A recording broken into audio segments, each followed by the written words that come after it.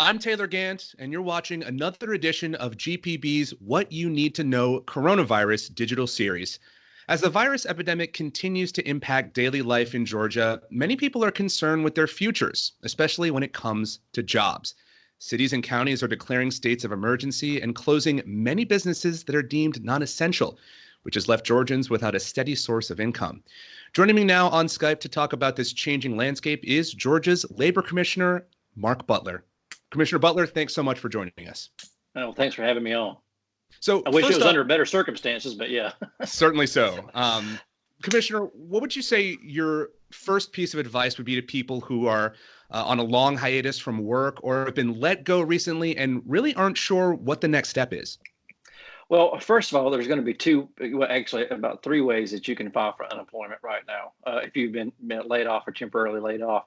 First of all, if your employer has done, basically, a mass layoff, they are supposed to be filing on your behalf. It's doing what we call a partial layoff, which that terminology doesn't mean anything to most people. But what it basically means is if your employer has temporarily laid you off, meaning that they haven't actually terminated you, and they're expecting you to come back at some point, then they would need to file on your behalf. And we actually mandated that through an emergency rule Monday a week ago.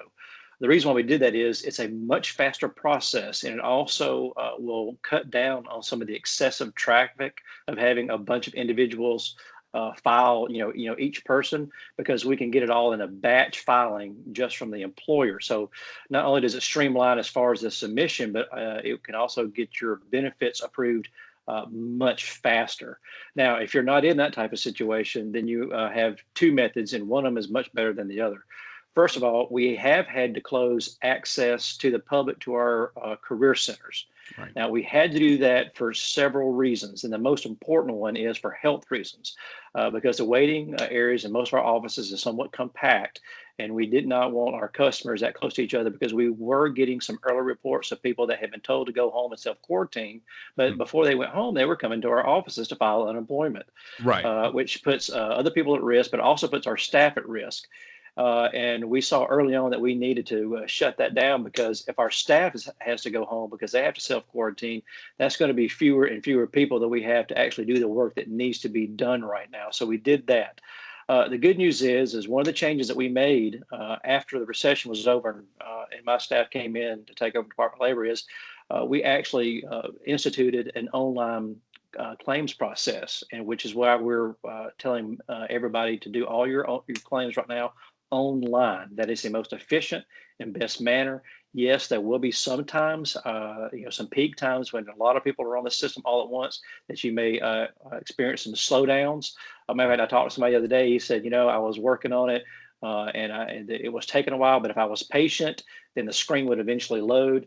And because we're seeing unprecedented volume on the system right now. We were talking the other day, if you were going to create a stress test for our system to see if you could break it, this is it. The good news is the system has not broken. We did have a glitch, I think, in the middle of last week or near the end of the week. And we actually found out where that was coming from. It was actually a piece of hardware that was having an issue, and we have actually resolved that. So, that's the best way. But now, if you're one of those individuals that has no access to the internet, which right now, by the way, 93% of all claims have been filed online before this even happened. You can call your local career center. You can look up that number and get that number, and you can call them directly, and somebody can help do your claim over the phone, which is something we haven't had to do in probably 25 years. So, we're actually have had to go back and develop scripts and things like that to make sure that we get everything covered. We have streamlined the whole process. So you don't have to show up in person for anything. There is no work search required. We made it about as easy as humanly possible for the claimant, and with as few things to get in the way. And we're going to continue to add even more things as we're getting permission, and also working with USDOL and the governor's office in order to even streamline the process, and maybe even add some tricks here and there to even enhance things. Sure. So, Commissioner, you actually mentioned the governor. So as of noon today, Governor Kemp has ordered some businesses to close. That was an executive order last night, but has not called for a statewide shutdown of businesses yet. even though the Georgia Municipal Association has recommended that the towns and cities in Georgia work towards closing non-essential businesses. So it's definitely a debate that's going back and forth as to when or if or when the appropriate time for that is. Where do you weigh in on that, Commissioner? Well, I'm trying not to weigh in on it at all, mainly because I don't have access to the same experts that he does, the health experts, and so I'm just going to have to kind of lean on the information that he's hearing because, I think a lot of people, they think they know what's going on and they're going to guess at it, but I'm not one of those kind of people. I mean, because it happens to us all the time. People say, "Well, y'all should be doing this and doing that," and you really just don't know unless you have the information. So I just have to trust that the people with the information are making the right calls. Okay. What do you think about Georgia's ability to bounce back from an economic downturn like this that certainly is kind of unexpected for many or most people? How do you think the state can bounce back economically? Because it's been strong month after month until we hit kind of a road bump like this. Oh yeah, I think we could bounce back pretty quickly depending on the length of this and how it's affected. I think right now, as long as we can get everybody in Washington D.C. to get along for about 2 minutes, we can get some things put out there that can stabilize a lot of businesses, and hopefully we're going to see a lot of things like lending institutions and landlords and everybody actually needs to have a lot of patience with this and have some understanding.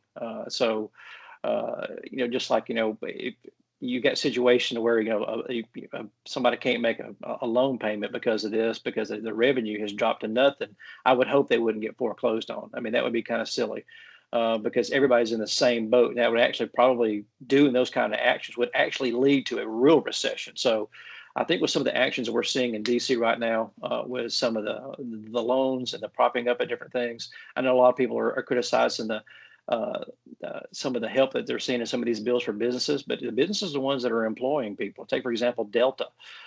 Delta's got thousands and thousands of employees right here in Georgia. And so we definitely don't want to see them go under because those jobs, you could not replace them anytime soon. And those people would be out of work for a very, very long time. So I think everybody's got to be very patient in this process going forward. And understand that, this is unprecedented. You can't compare this to anything else that's ever happened before, and everything is happening so much faster than what anybody could anticipate. Despite these tough times, what are some bright spots in our state's economy? Are there any job sectors that are seeing growth or resilience right now? Well, I mean, just from what I'm hearing, because I haven't actually checked on actual numbers, because when you do check on some numbers, you actually have to stop people from doing the necessary jobs in order to pull that. So we're not pulling any numbers until later this week when we have some time. But obviously, healthcare for most part is always recession proof. In this case, is the demand is overwhelming.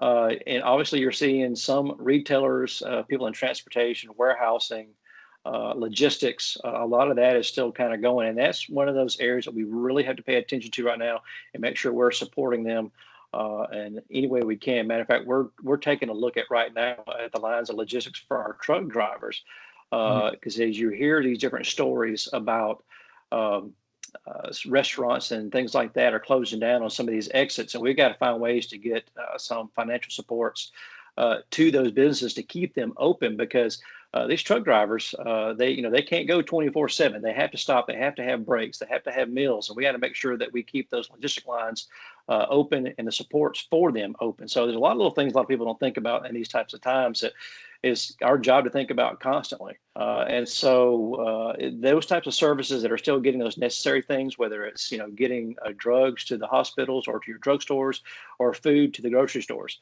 all those things are still doing a lot of work, and we're hearing a lot of demand for additional hiring. Matter of fact, my daughter lives in New York. We just had a complete shutdown, and she's actually visiting with friends in Jersey City, and she just got laid off yesterday.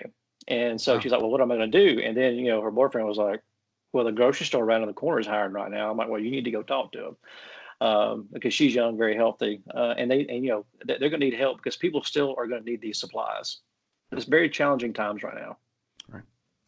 Mark Butler is Georgia's labor commissioner, and he joined us via Skype. Commissioner Butler, thanks so much for joining us. Thanks for having me. And you can find more of our extended coverage on the coronavirus in Georgia at gpb.org/virus.